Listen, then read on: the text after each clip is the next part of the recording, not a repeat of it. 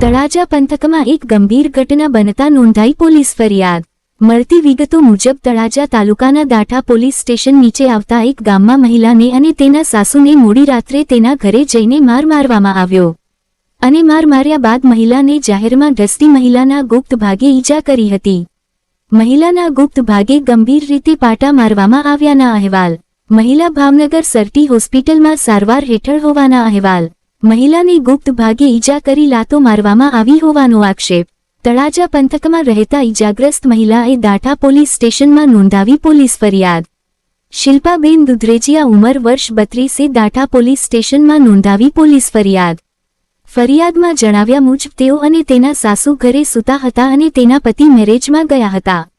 રાત્રે 11 વાગ્યે બાદ ગામમાં જ રહેતા ધીરુ ભાલિયા, અરવિંદ ભૂતાભાઈ ચૌહાણ, સામુ ભૂતાભાઈ ચૌહાણ, રમેશ ભૂતાભાઈ ચૌહાણ, આશા સોમાતભાઈ ચૌહાણ સહિત મોડી રાત્રે ઘરે આવ્યા હતા।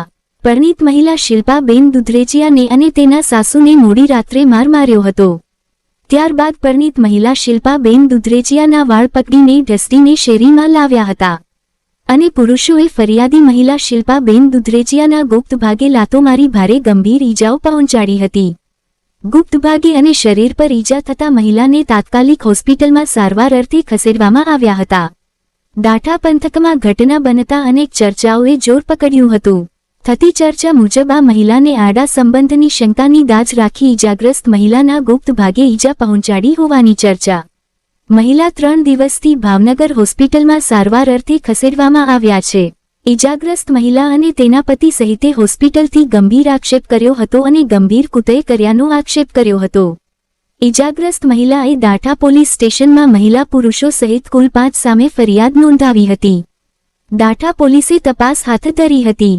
તળાજા અને દાઠા પંથકમાં સતત અનેક ચર્ચા ઉઠી રહી છે। ખરેખર સત્ય ઘટના શું બની, શા માટે બની, કોણ કોણ સંડોવાયેલા છે સહિત સમગ્ર ઘટના પોલીસ તપાસ બાદ જ બહાર આવશે। Bureau report Bhavnagar.